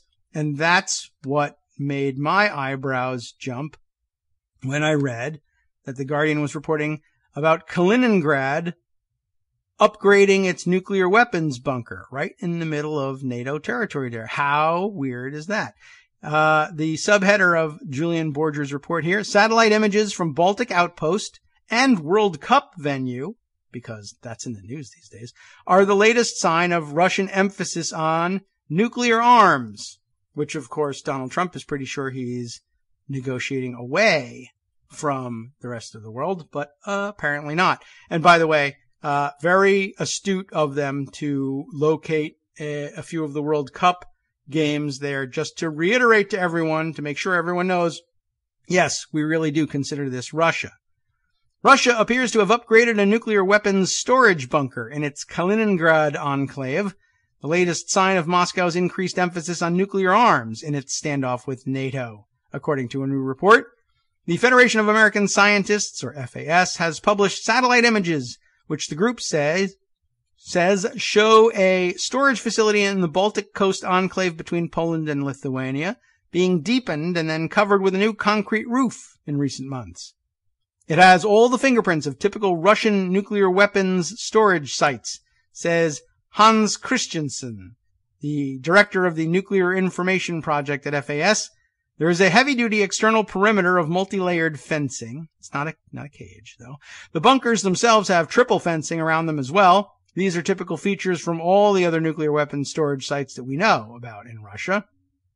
Work on the bunker began in 2016, What convenient timing. And the new roof was put in earlier this summer.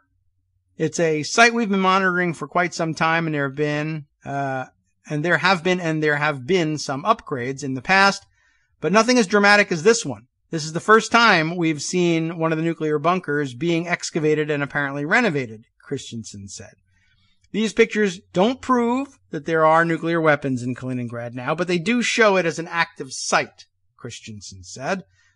He said it was unclear whether the Russian military already had nuclear warheads at the site or that they're about to bring them in, or whether the facility was being upgraded so that nuclear weapons could be moved in at short notice. Kaliningrad. Aha, here's some history. Formerly the East Prussian outpost, they had an outpost there too, of Königsberg, is currently in the public eye as one of the venues for the Football World Cup. It is also emerging as a critical square on the East European chessboard in Vladimir Putin's efforts to push back assertively against NATO expansion. The Russian military announced in January this year that the necessary infrastructure had been built to accommodate a permanent presence of mobile Iskander-M missiles capable of carrying conventional and nuclear warheads, a range of 500 kilometers. The missiles were due to be combat ready early this year. The U.S. says that because of their range, the Iskanders represent a violation of the 1987 Intermediate Range Nuclear Forces Treaty. That one, I think, that finally inspired Donald Trump, or maybe he was inspired by earlier, 1984 SALT talks, was it perhaps, that he could negotiate a nuclear weapons agreement of his own. Kaliningrad also serves as a base for Russia's Baltic Fleet. Unlike NATO, the Russian military, particularly its Navy, has kept many of its tactical weapons nuclear systems, weapon systems nuclear capable. Has kept many of its tactical weapon systems nuclear capable, including anti-ship missiles, short-range land attack missiles, and even air defenses. Nuclear-tipped air defenses. True. As tensions with the West have escalated over Ukraine and Syria, Putin has put more emphasis on Russia's nuclear arsenal. In March of this year, Putin unveiled a new range of nuclear weapons designs, which he claimed could overcome any Western defenses. Yikes. Christensen said it was unclear what kind of warheads the renovated bunker in Kaliningrad is meant to serve, but it is much closer to the naval base than the missile base, which is further inland. All right. Well, that's troubling, to say the least, and just wanted to kind of put that on the radar too, because that likely to become an international flashpoint. Well, normally it would become an international flashpoint, perhaps under a different president. This one, of course, will almost certainly simply concede the point, because Vladimir Putin is a great guy, yada, yada, yada, and I don't really know what else to say about him. All right, let's see. I guess one more thing that we can put on the record before exiting for the day. Plenty more to talk about tomorrow, of course, and for the rest of the week. Let me just grab you this one, a tweet from Mike McIntyre, Pulitzer Prize-winning investigative reporter at the New York Times, who tweets this story out. Days after I sought comment from Wilbur Ross, the Commerce Secretary, about his investment in a Kremlin-linked shipping firm. I don't even remember whether we brought this story up. He shorted stock in the company and then sold it after my story with Sasha Chavkin came out, according to Dan Alexander, a Trump reporter over at Forbes. What an interesting story. We'll just open it up and read briefly through it as we wind up for the day. Gotta click my way through all the problems in Forbes here. Dan Alexander reporting lies, China and Putin, solving the mystery of Wilbur Ross's missing fortune. I don't think he's missing very much money, but very interesting. Amid President Trump's headaches, confirming cabinet secretaries from neophyte Rex Tillerson to conflict-prone Scott Pruitt. That's one way of putting it. Let's see. To unprepared Betsy DeVos, all of whom squeezed through, it says, there's our music. Wilbur Ross was a tonic. Really? With his blue power suit and decades of deal-making, he had the look and the resume of a commerce secretary and a killer of coal miners, which is what they wanted. And unlike his boss, Ross promised to divest from almost all his holdings anyway, upon entering government, drawing bipartisan praise en route to an easy confirmation. You have really made a very personal sacrifice, said Senator Richard Blumenthal, Democrat of Connecticut. I guess he got fooled. Your service has resulted in your divesting yourself of literally hundreds of millions of dollars. In November of 2017, Ross confirmed in writing to the Federal Office of Government Ethics that he had divested everything he promised, but that was not true. After weeks of investigation, Forbes found that for most of last year, Ross served as Secretary of Commerce while maintaining stakes in companies co-owned by the Chinese government. A shipping firm tied to Vladimir Putin's inner circle, a Cypriot bank reportedly caught up in the Robert Mueller investigation, and a huge player in an industry Ross is now investigating. It's hard to imagine a more radioactive portfolio for a cabinet member, and that's just the first of several bullet points on the subject. We'll get back to it tomorrow, I am sure. So the tonic, as it turns out, is in fact as diseased as everything else around it. Just a very interesting way to wind up the program. Much more to come, of course, next on the West Coast Cookbook and Speakeasy with Justice Putnam. Hang on to find out more about that. From Daily Kos Radio on netrootsradio.com. You have been listening to the Kagro in the Morning Show with David Waldman. Well, here's some of the weird stuff. Mississippi's Republican governor is ensnared in a post-Brexit lawsuit. Photos displayed in the West Wing of Trump and French President Emmanuel Macron have been replaced with gold-framed photos of Kim Jong-un. And Trump is busted lying about Germany, and his unpopularity there only helps Angela Merkel. All that and much more coming next.